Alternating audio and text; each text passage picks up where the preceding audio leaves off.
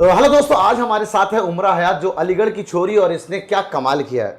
Rank 1 इन diploma वो भी general category में 2025 में, रैंक 3 इन जामिया 11 साइंस, रैंक 15 इन एमयू 11 साइंस और 10th बोर्ड, एमयू के 10th बोर्ड में 7th टॉपर। आइए आज मुलाकात करते हैं 11th इंटरेस्ट में छा जाने वाली उस लड़की से जिसने कमाल कर दिया, अपने माँ बाप का नाम रोशन किया है। मुलाकात करते हैं उमरा हयात से। उमरा हयात, इंट्रोड्यूस योरसेल्फ प्लीज। अस्सलाम वालेकुम एवरीवन, माय नेम इज़ उमरा हयात और मैं अलीगढ़ से हूँ और मैंने एयरबेज क्लासेस का बेदार 2 बैच ज्वाइन किया था 2024 में और मुस्तकबिल 7 फिर वो कन्वर्ट हो गया था ऑफलाइन। और मेरी रैंक 1 आई, सर ने बताया, रैंक 1 डिप्लोमा में आई है जनरल, रैंक 3 आई है जामिया साइंस में और रैंक 15 आई है एएमयू 11 साइंस में और 7th टॉपर एएमयू बोर्ड्स। कितनी परसेंटेज थी तुम्हारी उमरा? सर मेरी मेन 5 में 97.6% थी और बेस्ट 5 में 98.2%। अच्छा, एक और चीज बताते रहो, 11th इंट्रेंस में कितने मार्क्स थे तुम्हारे? मेरे 11th इंट्रेंस में सर 63.75 64। अच्छा, पता चलो ये फर्स्ट क्लास से एमयू में है, 10 साल हो गया इसको यहीं पे, और कहीं और से बिलोंग करती है लेकिन एमयू में फाइनली सेटल हो गई और इंटरनल हो करके 63 पॉइंट समथिंग मार्क्स, 63.75 में आप समझ लो जनरल कैटेगरी में साइंस में 15th रैंक आ जाती है और डिप्लोमा में फर्स्ट रैंक आ जाती है। यानी इसका एक मतलब ये हुआ कि पहले 1 से लेकर 14 तक बच्चे जो थे उन्होंने डिप्लोमा में टिक नहीं किया था। एक नई चीज़ अगर आप सीख पा रहे हो तो समझ लें कि आपको टिक करने से कितना फायदा होता है। थोड़ा मेरे ख्याल से कितना फॉर्म 200 रुपये लगता है ना एक्स्ट्रा, या 800 रुपया? मेरी मम्मी ने भरवाया था। अच्छा ठीक है, 200 या 800 रुपये ऐसे कुछ लगता है। नहीं, 200 सेल्फ फाइनेंस के लिए पढ़ना होता है, 800 रुपये शायद इसके फॉर्म के लिए होता है, डिप्लोमा के लिए। कोई अलग से एग्जाम देना नहीं होता है और फाइनली जाकर देख कितनी शानदार रैंक आ जाती है। और ऐसा कि आपको पता है कि हम लोगों ने इस साल 11th इंटरेस्ट में क्या कमाल किया है, 6 इंटरेस्ट में भी और 9th इंटरेस्ट में। अलीगढ़ की एक वाहिद कोचिंग हम लोग बन गए इमेज क्लासेस, जिसने पूरी हिस्ट्री क्रिएट कर दिया। जिस भी इंट्रेंस की तैयारी कराई इस साल 2025 में, 6 इंटरेस्ट में भी रैंक 1, 9th इंटरेस्ट में बॉयज और गर्ल्स दोनों जगह रैंक 1, 11th इंटरेस्ट के साइंस में रैंक 1, आर्ट्स और कॉमर्स में रैंक 1 और डिप्लोमा में बॉयज और गर्ल्स ये दोनों जगह रैंक 1। तो टोटल 10 रैंक 1, जामिया भी अगर इंक्लूड कर ले तो 7 खाली एमयू में रैंक 1 है। इनफैक्ट एमयू 10th बोर्ड का अलीगढ़ डिस्ट्रिक्ट का टॉपर भी इमेज क्लासेस है। तो थोड़ा सा अपडेट देना चाह रहा था कि इस साल इमेज क्लास ने धमाल मचा दिया। आइए आगे बढ़ते हैं और थोड़ा सा जानते हैं उमरा हयात की जर्नी। इसने ऑफलाइन में हमारा बेदार मतलब 10th फाउंडेशन का बैच कब ज्वाइन किया था? अप्रैल में ज्वाइन किया था। और ज्वाइन करने के बाद इसने थ्रू आउट ऑफलाइन कैसा रहा तुम्हारा जर्नी? पहले तुमने क्या किया? पहले 10th फाउंडेशन हुआ, उसके बाद उसका रिवीजन, बोर्ड रिवीजन बैच हुआ। तो बोर्ड रिवीजन बैच के बाद फिर हम लोग चले गए बोर्ड्स की अपना एग्जाम देने। फिर वहाँ लौट के आए, उसके बाद क्या हुआ? फिर हम लोग की KOMS सीरीज हुई। नहीं, कुछ टॉपिक्स बाकी रह गए थे मेरे ख्याल से, याद है? जो कट हो गए थे पहले बोर्ड्स में नहीं थे, फिर लेकिन वो हमको पहले पढ़ा दिए गए थे कुछ। इन बैचेस में मैंने पहले पढ़ा दिया था। कुछ टॉपिक रह गए थे मैथ्स के, याद है मुझे? कुछ रह गए थे, फिर वो बाद में हो गया था। बाद में सब हो गया था। कितने महीने पहले सिलेबस फिनिश हुआ था? पहले तो बोर्ड्स का बताओ, कितने महीने पहले सिलेबस फिनिश हुआ था? बोर्ड्स का तो सर बहुत पहले हो गया था। हमारा डेडलाइन होता है अक्टूबर एंड, और अक्टूबर एंड नहीं होता तो फिर अगर लेट से बैचेस बनते थे, बेदार 2 बेदार 3 थोड़ा से लेट से बने हुए थे, तो उनको हम जैसे साल अभी हम लोग कल परसों से हम लोग ना बेदार 4 बैच शुरू करने वाले हैं। चौथा बैच 10th फाउंडेशन का, उनका डेडलाइन है एंड ऑफ नवंबर में एंड करके हम 8 दिसंबर से उन लोग का BRB लेके आ रहे हैं। हम लोग का नवंबर तक, अक्टूबर के लास्ट तक। तुम्हारा 9 या 7 दिसंबर से BRB चालू हो गया था। BRB तो 50 दिनों में हम पूरा का पूरा 10th बोर्ड को फिर से रिवाइज कराते हैं और प्री बोर्ड और बोर्ड। और ये अलीगढ़ की वाहिद, शायद इंडिया की पूरी वाहिद कोचिंग है जो खुद का अपना प्री बोर्ड और बोर्ड लेते हैं। तो हमारे प्री बोर्ड और बोर्ड में कितने परसेंटेज आते थे? मेरे सर लास्ट में जो बोर्ड्स में परसेंटेज थे वो मेरे 98.5% थे और उसी के हिसाब से मेरे फिर एएमयू बोर्ड से भी उसी के हिसाब से भी एएमयू हमने जो टेस्ट लिया उसमें 98 पॉइंट समथिंग आ रहा था। फाइनली जाकर 97 पॉइंट समथिंग आ रहा है। अब आप समझें कि हमारा जो प्री बोर्ड और बोर्ड का जो कॉन्सेप्ट है वो कितना निराला है। हम तो इनफैक्ट ये भी बोलते हैं, हमारा एक MTS का कॉन्सेप्ट है ना, मिनी टेस्ट सीरीज, उसमें हम बोलते हैं जो रैंक तुम्हारी है, जो मार्क्स आ रहे हैं तुम्हारे, ऑलमोस्ट वही मार्क्स तुम्हारे मेन एंट्रेंस में आने वाले हैं। तो एंट्रेंस होने से पहले आपको पता चल जाता है कि आपकी कौन सी रैंक और कौन से मार्क्स आने वाली है। आपने तो पहले ही बता दिया था। मैंने तो पहले बता दिया था कि कौन सी रैंक आने वाली है। तो बहरहाल उमरा से जानते हैं, उमरा एंट्रेंस के दौरान तो तुमने हमारे तीनों फेज, क्योंकि जो बच्चा हमसे एंट्रेंस बैच ज्वाइन करता है यानी फाउंडेशन प्लस एंट्रेंस, तो फाउंडेशन में हम लोग एक बार सिलेबस फिनिश कराते हैं, देन BRB के दौरान सिलेबस फिनिश कराते हैं, आपने प्री बोर्ड के दौरान खुद से सिलेबस फिनिश किया, बोर्ड के दौरान खुद से सिलेबस फिनिश किया। तो थ्रू आउट बोर्ड्स हमने 4 बार सिलेबस फिनिश किया। हमारा डॉट काउंटर का फैसिलिटी कैसा लगा आपको? बहुत अच्छा। इनफैक्ट मैं तो डाउट्स वगैरह पूछा करती थी तो कभी किसी टीचर ने मुझे मना नहीं किया। हमेशा तैयार रहते थे। अच्छी बात, हमारे पास 18 20 डॉट काउंटर्स हैं ऑफलाइन में, और ऑनलाइन में 6 से 7 डॉट काउंटर्स हैं जो रेगुलरली ऑनलाइन बैचेस को ट्रैक करते रहते हैं। आप रेगुलरली ऑनलाइन में डॉट पूछ सकते हैं। तो ऑनलाइन का डॉट का मामला आपको बहुत अच्छा लगा, क्योंकि हम लोग ये भी अलाउ करते हैं आपको, हम ना कितना मेरे ख्याल से याद आ रहा है हम लोगों ने 8 या 9 फरवरी को ग्रैंड पीटीएम किया था। 9 फरवरी 9 फरवरी को ग्रैंड पीटीएम किया था, उससे 10 दिन पहले हमने छोड़ दिया था। हाँ। तो यानी एंड ऑफ जनवरी में पूरा बच्चा घर चला जाता है इसका, लेकिन एग्जाम जो शुरू होते हैं वो मार्च में शुरू होते हैं। तो सर 1-1.5 महीना बच्चा क्या करेगा, तो आप जम करके डॉट्स सेशन का फायदा उठा सकते हैं। ठीक है, उसके बाद आप बोर्ड्स देते हैं, बोर्ड्स के दौरान भी आप डॉट क्लासेस में आ सकते मैं हैं। तो सर क्लास के बाद रुकती थी, पढ़ती थी यहाँ बैठ के, आप देखा होगा मैं पढ़ती रहती थी समझ बैठ के गया यहाँ पे। ठीक है, तो हमारे पास एक और अच्छा रीडिंग रूम फैसिलिटी भी, अगर हमारे पास रूम्स खाली हैं तो आप आ करके रीडिंग रूम की फैसिलिटी भी उठा सकते हो। इसने बड़ा फायदा उठाया है। ठीक है, जबकि घर इसके पीछे आगे की गली में है, घर में जानता हूँ, इसके घर मुलाकात करने गया था, आपने वीडियो देखा होगा वो। ठीक है, अच्छा क्या रहता था तुम्हारा रूटीन उस दौरान एंट्रेंसेस के, मतलब बोर्ड्स के दौरान बताओ, क्योंकि बोर्ड्स में भी 7th टॉपर बनना अपने बहुत बड़ी बात है। बोर्ड्स में सर मैंने अपने एएमई बोर्ड्स में तो तैयारी नहीं की थी, क्योंकि मेरी ऑलरेडी पहले तैयारी हो चुकी थी। ठीक है। तो मैं इतना मतलब कि ये था कि हाँ रिवाइज करती रहती थी, लाइटली लेके चली, लाइटली लेके चलती थी, इतना सीरियस लेके नहीं गई थी। लेकिन मैंने हाँ एंट्रेंस में थोड़ा वो हो गई थी, एंट्रेंस में सीरियस हो गई थी, नर्वसनेस हो गई थी मुझे बहुत ज्यादा। ठीक है। सबसे बड़ी गलती मैंने एंट्रेंस में कर दी थी ये चीज कि मैं नर्वस हो गई थी, जिसकी वजह से ड्यूरिंग एंट्रेंस देते वक्त। हाँ, मैं एंट्रेंस के वक्त जब पेपर में मिला नहीं था तब मेरी आंखों में आंसू थे। अच्छा, मैम ने मुझे आके फिर कंसोल किया कि क्यों डर रही हो, तुम तो इंटरनल हो, तुम्हारा हो जाएगा। मैंने कहा मैम डर लग रहा है। उसकी वजह से मैं जब पेपर खोला, मेरे शुरू के मैथ्स के 5 क्वेश्चंस हुए नहीं। मैं और पेपर टफ भी आ गया था अलीगढ़ की हिस्ट्री में। ये 2019 है, 16 है, ये सबसे टफ मानूंगा मैं 11-12 सालों में। 2025 का जो मैथ्स का पेपर था वो टफ आया था। ठीक है, उसमें हारिस रैंक 1 लेकर के आ रहा है, बहुत बढ़िया, हमारे क्लासरूम का बच्चा। ये भी क्लासरूम में डिप्लोमा में रैंक 1 है, जनरल साइंस में 15th रैंक है।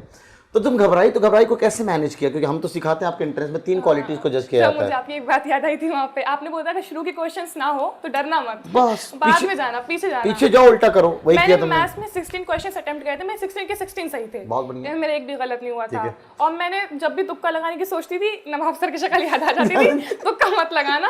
तो कितने अटेम्प्ट किए थे तुमने? मैंने 63 अटेम्प्ट करे थे, उसमें से मेरा सिर्फ एक गलत हुआ था, एक बोनस हुआ है मसला, बाकी बोनस में मुझे मिल गया तो था। सोचो शायद ये है एक्यूरेसी। मैं आपसे यही कहता हूँ ना कि उतना ही करो जितना तुम्हें आता है, लेकिन 60 से ज्यादा करके आना। 60 से ज्यादा में मैं टॉप 100 रैंक बोल देता हूँ। 60 से ज्यादा में तो इसकी 15th रैंक आ गई है, 63.75, 63.75 में। ठीक है ना, तो अब आप बोनस हुए शायद 2 सवाल, कितने सवाल बोनस हुए? मेरे 4 या 3 नंबर बोनस हो गए थे, क्योंकि मैं छोड़ दिए थे वो क्वेश्चंस। हाँ, तो सोचो आप, ये मत समझना कि अरे सर इसने तो 63 अटेम्प्ट किया, किडनी ज्यादा चला लोगे आप, तो 63.75 मार्क्स कैसे आ गए? तो एमयू ना बोनस मार्क्स देती हैं। तो बोनस मतलब अगर आपने अटेम्प्ट नहीं किया है या गलत था तो उसके 1 मार्क्स आपके बढ़ जाएंगे।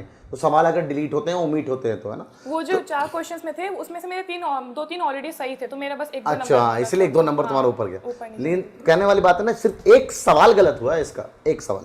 आइए उमरा, जानते हैं, तो बोर्ड्स पढ़ लिया, बोर्ड्स पढ़ने के बाद एंट्रेंस में तुमने मैनेज किया, नवाब सर की चीजें याद आई ना, एक्यूरेसी, टाइमिंग, कॉन्फिडेंस, तीनों पे दमदार मेहनत की और आपके सामने टॉप 20 में रिजल्ट और रैंक 1। उसके बाद फिर हम लोग बोर्ड्स देने के बाद एंट्रेंस में आए, तो इमेज क्लास ने आपको कैसे निखारा एंट्रेंस के लिए? सर पहले अगर जयमा एंट्रेंस की बात करें तो मुझे तो पता भी नहीं था मैं एंट्रेंस देने जा रही हूँ। यहाँ के टीचर्स ने मुझे, तो सर हैं, आप हैं, सबने बोला कि तुम एंट्रेंस का जाना, बिल्कुल जाने का भरो, हम लेके चलेंगे तुम्हें, चलो तुम भरो। फिर मैंने 10 दिन पहले फॉर्म भरा, फिर मैंने वही आप लोग के टेस्ट, मिनी टेस्ट सीरीज जो होते थे और जो क्वेश्चन करवाया था, करोमरो सीरीज, वो सब करी मैंने बस। तो मेरे उसमें 3rd रैंक जामिया में आ गई। सोचो आप, जामिया में 3rd रैंक, बस ये कि लास्ट मोमेंट में हम जो करा रहे हैं उस पर एक्टिव हो जाओ आप, क्योंकि इतना कराने से 3rd रैंक, इतना कराने से तो रैंक 1-2 आ जाती है यार, खाली और थोड़ा सीरियस हो जाए। तो 3rd रैंक आ गई इसकी। उसके बाद इसने बहुत अच्छा काम किया, उसके बाद फिर एमयू के लिए लग गई, फिर एएमयू के लिए तो करोमरो सीरीज ने फायदा किया। मिनी टेस्ट सीरीज, फिर आरबीएस हुए, आरबीएस। अब मैं बताता चलूं, इमेज क्लासेस एक वाहिद कोचिंग है जो 5 तरह से एंट्रेंस की तैयारी कराती है। कितने पेपर्स हुए होंगे कम से कम?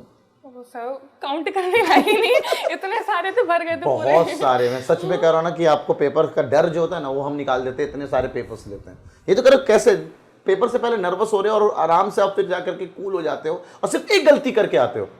इसको कहते हैं कि हमने ये लेवल तक के बच्चों को तैयार कर रखा है। ओके उमरा, मैं अक्सर टॉपर से कुछ फास्ट फॉरवर्ड में सवाल पूछता हूँ, आपको यस और नो में जवाब देना होता है, ताकि हम ये जज कर सके जो नवाब सर क्वालिटीज़ ऑफ टॉपर बताते हैं, क्या तुम्हारे अंदर वो क्वालिटीज़ था कि नहीं था। पहला, क्या कभी क्लास मिस किया? नहीं, ऑनलाइन अगर मिस करती थी तो देख लेती थी, ऑनलाइन देख लेती थी। क्या कभी टेस्ट पेपर मिस किया? नहीं। क्या कभी डीपीटीज मिस किया? नहीं। क्या कभी टेस्ट पेपर का डिस्कशन मिस किया? नहीं। भैया ये 4 क्वालिटीज़ में मैं बोलता हूँ कि आपका पक्का सिलेक्शन है।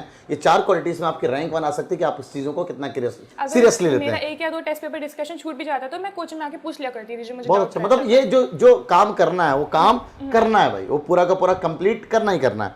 अच्छा, अब रही बात, कौन कौन सी किताबें कंसल्ट किया?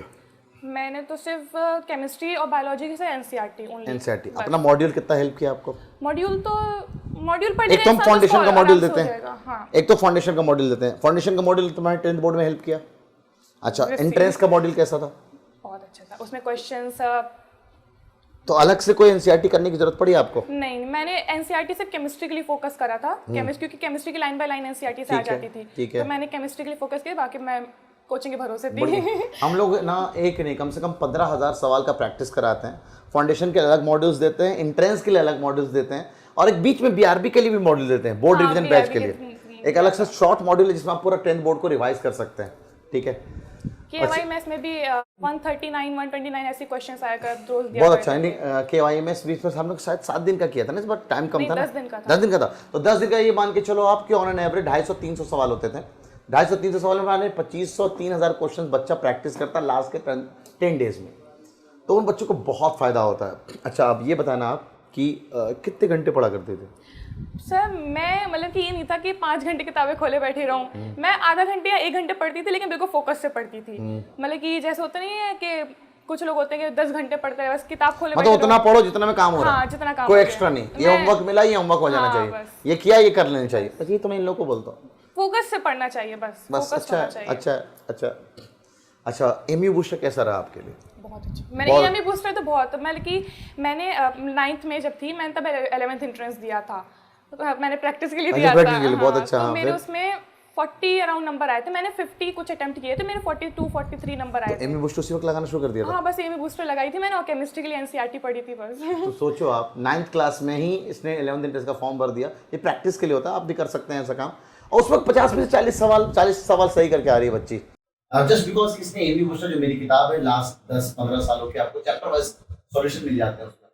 अच्छा, ये बताना कि इस पूरे जर्नी में अल्लाह के बाद किसको पूरा क्रेडिट मिलना चाहिए कि अगर वो बंदा या बंदी नहीं होते तो मेरा शायद सिलेक्शन या ये अचीवमेंट नहीं गेन कर पाता? सर वो तो इमेज क्लासेस ही है, इमेज क्लासेस नहीं होती मेरा, वो इमेज क्लासेस है और जिसके बदौलत, और मेरे पेरेंट्स ने जो मेरा इमेज क्लासेस में करवाया। ये बहुत अच्छी बात है, पेरेंट्स का जो इमेज क्लासेस में करवाया उसके वजह से। अच्छा, अपने व्यूअर्स को, अपने जूनियर्स को कुछ कहना चाहोगे? वैसे मैं बताता चलो, उमरा ने हमारा 11th जुनून बैच भी ज्वाइन कर रखा है, जहाँ पे हम लोग नीट और जेईई की तैयारी करते हैं। तो आगे चल के इसको नीट करना है, तो नीट की तैयारी हमारे साथ कर रही है ये। तो जरा हमारे व्यूअर्स को कुछ बताना चाहोगे? मैं ये बताना चाहूँगी कि इमेज क्लासेस आके ज्वाइन की। अगर आपको, मैं मुझसे जो भी पूछता है कि कहाँ पे आपकी कौन सी कोचिंग ज्वाइन करें, कौन सी बेस्ट है, मैं तो उनको हिसाब से बोल देती हूँ इमेज क्लासेस करो अगर रिजल्ट चाहिए तो। अगर क्योंकि इमेज क्लास के वाले अगर बच्चा अच्छा है तो उनके पास मेहनत बहुत करते हैं, तो और अगर बच्चा खराब है तो उस पर भी बहुत मेहनत करेंगे। हमारे लिए बताते चलो, हम लोग 1-to-1 डॉट लगाते हैं बच्चों का। हम बच्चों का पूरा परफॉर्मेंस मॉनिटरिंग करते हैं, हम बच्चों की काउंसलिंग करते हैं, है ना। मॉनिटरिंग में तो आपके कितने मार्क्स इंप्रूव हो रहे हैं, नहीं हो रहे, दैट्स व्हाई हम लोग को सबसे सिलेक्शन रेशियो बहुत अच्छा है। मेरी भी काउंसलिंग हुई थी, शोएब सर ने करी हाँ थी। मुझे पता है, हम लोग इस बार और हम लोग काउंसलिंग प्रोसेस बढ़ा करके आने वाले हैं। अच्छा, और कुछ कहना चाहोगी और कि ऑनलाइन बेटर है ऑफलाइन बेटर है? ऑफलाइन बेटर इसलिए ऑफलाइन कह रही है। ऑनलाइन में सर डिस्ट्रैक्शन बहुत होता है। हाँ, पॉसिबिलिटी अगर घर वाले सपोर्ट करते हैं ना, तो वो बहुत अच्छा होता है। पिछले सालों में आप देखो तो ऑनलाइन के रिजल्ट बहुत अच्छे आते थे। अब क्या हो रहा है कि ऑफलाइन वाले इतना तगड़ा हो गए, या फिर हम लोग ऑफलाइन वालों को एक ऑप्शन जो होता है ना कि आप आके पढ़ सकते हो। एक ना डॉट कॉन्टेस्ट 18-18 20-20 डॉट कॉन्टेस्ट हैं, टीचर एकदम सामने अवेलेबल हैं, तो उसकी वजह से भी इसको फायदा मिल सकता है। ओके, तो आपने अभी सुना उमरा हयात को, जिसने अपनी जर्नी को शेयर किया। मैं चाहता हूं कि आप उमरा हयात के कौन से ऐसी चीज़ से इंस्पायर्ड हुए हैं उसको कमेंट सेक्शन में जरूर डालें, ताकि आप लोग भी सीख सकें इन टॉपर से टॉपर कैसे बनते हैं। और एक चीज़ बताना चाहूँ, अभी थोड़ी देर पहले हमारी उमरा से बात हो रही थी, इसने कहा कि सर आपके नैपस्ट्रिक चैनल पर मैं सक्सेस स्टोरी कवर करता था। बेसिकली यही चीज़ होता था, बस यहाँ पे हमने उन्होंने पॉडकास्ट के नाम पे दे दिया, और इमेज क्लास का नाम ले रहा हूँ मैं। वहाँ पे इमेज क्लास का नाम नहीं लेता था, बिकॉज मैं एक जेन्युइन बात, मतलब एक न्यूट्रल बन के वहाँ पे मैं वो करता था, पॉडकास्ट शेयर करता था। और ज़्यादातर बच्चों इमेज क्लास की होती थी, कोई बाहर का बच्चा हमसे बात ही नहीं करता था।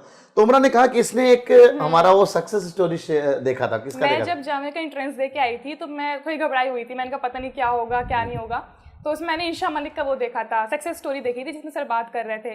तो मैं सोचती थी पता नहीं मेरी भी रैंक आएगी, मैं भी ऐसे जाऊंगी, सर मुझे बुलाएंगे कि नहीं बुलाएंगे। तो आ सकता है, कोई भी आ सकता है। मौका है, पॉडकास्ट नवाब सर के साथ शेयर हो रहा है। तो दूसरों की सक्सेस स्टोरी से आप कुछ सीखते हैं। और मैं जितना भी बोलता रहूँ कि ऐसे करो वैसे करो, ये करो, इससे रैंक आती है, आप नहीं सुनेंगे शायद। इन लोगों ने जो बोला है शायद उससे आप सुनेंगे। तो उम्मीद करते हैं आपको ये पॉडकास्ट अच्छे लग रहे होंगे और आपको सीख रहे होंगे। मिलते हैं नई वीडियोस के साथ। दिन अपना ख्याल रखिए, दुआ में याद रखिए और चैनल को सब्सक्राइब करना ना भूलें ताकि इस तरह के अपडेट्स आपको मिलते रहें।